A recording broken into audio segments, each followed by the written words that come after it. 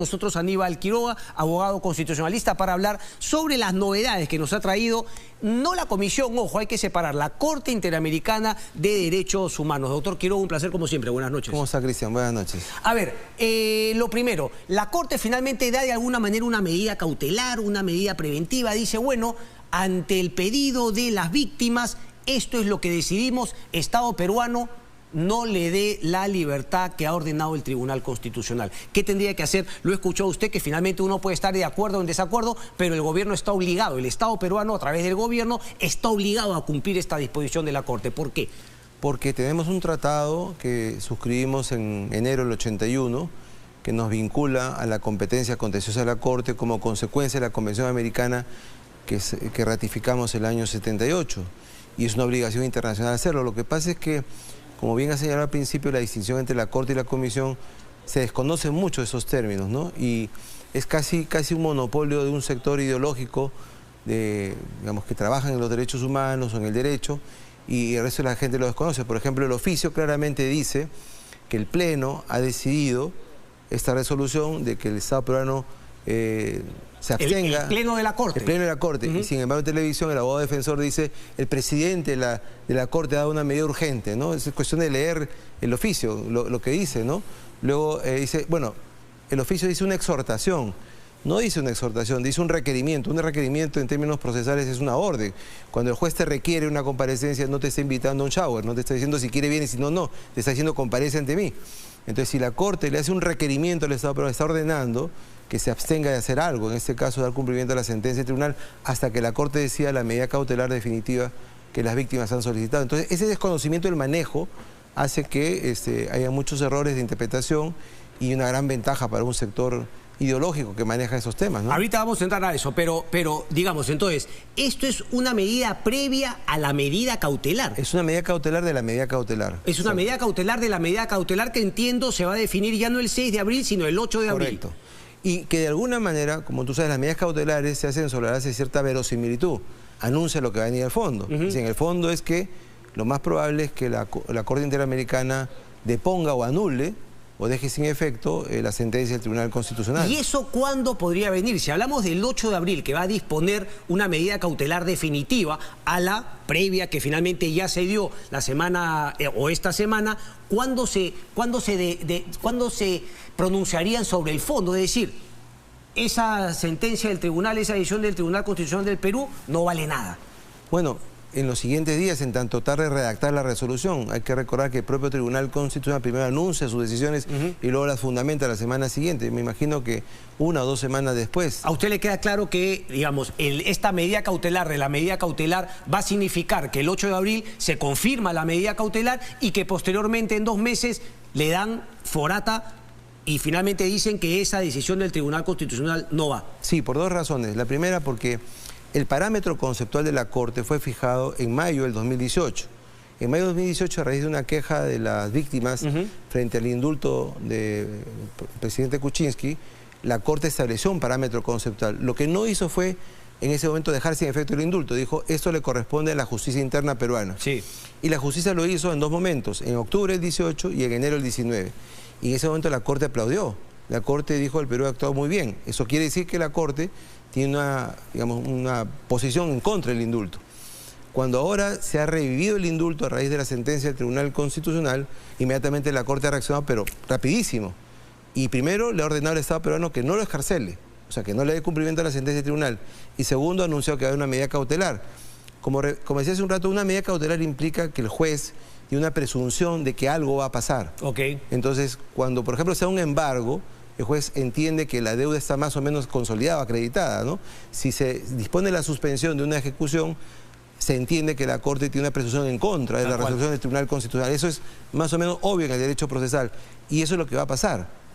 ¿Por qué? Porque además la Corte ya estableció cuáles son los parámetros. Primero, para la Corte no hay duda que es lesa humanidad, aun cuando la sentencia no es por lesa humanidad. Segundo, entiende que fue un indulto exprés. Y tercero, entiende que hubo una confabulación política para esto. Bajo esos 3 criterios, la Corte Suprema desarrolló lo que la Corte había establecido y anuló el indulto. Y la Corte, como repito, aplaudió. En ese momento la Corte no dijo, eso está mal, hay que revisarlo, el Perú ha incumplido el tratado. No, a la Corte le pareció magnífico la anulación del indulto. ahora que se ha anulado la anulación... Perdón que le interrumpa. Entonces, ¿era esperable que esto iba a pasar? Absolutamente. ¿Por qué el Tribunal Constitucional actuó de esta manera entonces? No tengo idea. Eso habría que preguntarlo a los magistrados que lo resolvieron de esta manera, pero era esperable porque además... O sea, y quiero preguntarle su punto de vista. ¿A usted, digamos, le pareció un fallo que iba a terminar con esta decisión de la Corte? Por lo tanto, ¿era un fallo sin sentido? Bueno, lo que pasa es que el tema nace con la condena a Fujimori. Cuando se condena a Fujimori por autoridad inmediata a 2 delitos, la Corte Suprema indebidamente, y yo creo que con falta de moralidad, inmoralmente, le pone una acotación. Sí. Que no sabe en el Código Penal y no sabe en el sistema peruano. ¿Qué significa este tema en el derecho internacional? Que es en realidad una grave irregularidad porque, de acuerdo a la Constitución y a la propia Convención de Derechos Humanos, solo es delito lo que está en la ley y solo es pena lo que está en la ley. Si una persona se ha robado una bicicleta, eso es lo que el Código Penal dice. Si digo se ha robado una bicicleta y además es el ladrón más 7 suelas de todo el Perú, le estoy adjetivando la condena, le estoy poniendo un agraviante a la condena que no está en la ley. Entonces, cuando San Martín dice, no, he hecho solamente una mera alegoría, hay un analista que el otro día en Perú 21 decía, bueno, en realidad no está sentenciado por lesa humanidad, pero por el contexto era lesa humanidad. A nadie se le sentencia por el contexto. Entonces, cuando San Martín pone esta adjetivación a la sentencia, ¿por qué lo hizo? Pensando en el indulto. Una persona condenada a 25 años a los 70 años no iba a salir con vida de la prisión. A menos que sea enojera. Déjame terminar. La única manera en que Fujimori podía eludir la pena era con un indulto.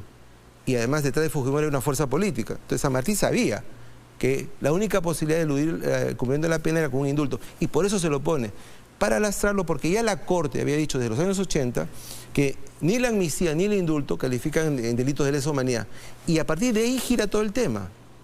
A partir de ahí es que todo el mundo asume que no es indultable, más allá de que sean por razones humanitarias o no, porque está condenado perdón que le interrumpa acá. No importa finalmente lo que todo el mundo asume, lo que uno se pregunta es por qué se irroga la capacidad, la Corte Interamericana de Derechos Humanos, de decir esto es lesa humanidad, si no está en la sentencia. Bueno, en la sentencia literalmente hay una apostilla, un agregado que todo el mundo asume que es parte de la condena. No obstante, que jurídicamente no fue extraditado por lesa humanidad, porque en Chile no era delito, ni en Perú tampoco, y que el Código Penal no contenía lesa humanidad sino hasta el año 2001. Y los delitos son juzgados del año 90 al 95. Entonces, ¿cómo le puedes aplicar retroactivamente? Pero se lo han hecho. Y esa es la gran irregularidad. ¿Hay otra jurisprudencia en la Corte respecto de que un caso en un país donde tampoco había lesa humanidad por crímenes similares se haya considerado lesa humanidad? No, hasta donde yo sé, no. Lo consideran en términos semánticos, pero no con efectos jurídicos directos. O sea, esta persona, no obstante que el propio San Martín ha dicho en RPP y en Caretas que no ha sido condenado por lesa humanidad y que todo el mundo reconoce, todo el mundo asume que es lesa humanidad. Entonces, ahí nace el problema porque al ser lesa humanidad, pues no es indultable, aunque sea por razones humanitarias. Entonces, se ha creado... ¿Qué debió hacer el Tribunal Constitucional desde su punto de vista? Pudo haber finalmente dándole otra forma, haber decidido la liberación de Alberto Fujimori, quizás haciendo hincapié en esa decisión que la Corte le ordenó a la Corte Suprema Peruana y la tomó justamente este juez. Hubo un primer habeas corpus contra la condena, donde el tribunal razona, en uno considerando, dice, no ha sido condenado por lesa humanidad porque no fue acusado por lesa humanidad, no fue extraditado por lesa humanidad, no existe la lesa humanidad al momento de la sentencia. Pero no lo pone en el fallo. Si en habeas corpus original la Corte hubiese tenido la interés, el Tribunal Constitucional, la interés y la fuerza de trasladar ese razonamiento al fallo, es decir, eliminar de la condena esa apostilla innecesaria e irregular, y yo creo que inmoral, entonces ya no se le podría considerar por lesa humanidad. ¿Qué viene ahora? ¿Qué le queda también al Tribunal Constitucional? Porque otro punto es que, claro, es finalmente la orden al Estado peruano. Pero seamos honestos, el Estado peruano es representado por el gobierno de turno. Y este gobierno de turno tiene también una clara posición ideológica, política, y finalmente está en contra del indulto a Alberto Fujimori. Por lo tanto, ¿qué es lo que cabe? Porque ya lo dijo, usted lo acaba de decir, que el procurador no sabía bien dónde estaba parado, pero lo que queda claro es que casi el gobierno del señor Castillo quiere que la Corte lo vuelva a regresar a prisión a Alberto Fujimori y ahí lo deje. Entonces uno dice, bueno, pero entonces el TC queda indefenso porque el TC no va a poder hacer que el Estado, el gobierno, finalmente defienda su postura. El Estado peruano no se va a poder defender porque el gobierno no quiere defender el fallo del TC. Pero la escena el día viernes en la audiencia era bien clara, ¿no? Tenía usted en una mesa 4 personas, la Comisión Interamericana, las víctimas, una ONG, otra ONG, y del otro lado un procurador, que lo único que dijo fue: acataremos lo que diga la Corte, somos respetuosos de lo que diga la Corte, y la Corte será bienvenida, y al final de cuentas, sí, claro, el Tribunal Constitucional, pero la Corte es más importante. Solamente, quizás no fue condenado por esa humanidad, fue todo lo que dijo el procurador. En el fondo se ha allanado. Entonces, como tú bien dices, el Tribunal Constitucional no va a tener defensa, ni la defensa de Fujimori ni Fujimori. Lo que yo creo, por más duro que suene, es que va a tener que morir en prisión. No hay forma humana de sacarlo de prisión con vida, porque inmediatamente haya cualquier otro indulto, dirán que es cosa juzgada, inmediatamente la Corte Interamericana volverá a reaccionar. Fíjese la rapidez con la que la Corte ha funcionado. O sea, se da la sentencia del tribunal y mientras redactan su fallo, inmediatamente sale una medida cautelar diciéndole: este fallo no debes acatarlo. Ahora, ¿qué hacer frente a eso? Nada, pues, porque es una Corte que está por encima del sistema peruano. O sea, firmamos un tratado y hemos dicho a través del tratado que lo que diga la Corte es vinculante y es obligatorio. Y solamente una pregunta después de mi ignorancia, porque me queda claro que es una instancia supranacional, pero no hay ninguna instancia por encima de la Corte sin necesidad, porque la Corte es la OEA. Uno podría decir, bueno, hay algo en la ONU o quizá la Corte Penal Internacional, no hay ninguna otra instancia. No, porque la Corte es uninstancial. Lo que diga la Corte se acata, se obedece y no hay a dónde apelarla. Es una Corte uninstancial. ¿Cree usted entonces que finalmente Alberto Fujimori morirá en la cárcel? Justamente no va a poder así se pueda probar la situación de la salud, cosa que tampoco se hizo. Ya se debió probar antes, se debió probar que la sentencia fue redactada de antemano, que antes de escuchar el juicio oral ya se estaba redactando la condena, que lesa humanidad no fue un delito, ¿no es cierto?, que esa sentencia era excesiva, pero la defensa lamentablemente se ha perdido en otras cosas, pelearse con el juez penal, por ejemplo, por el tema de la convencionalidad, y este es el estatus. Hay una cosa que se llama el principio de la realidad. Nos guste o no nos guste, esa es la realidad, hay que saberla leer.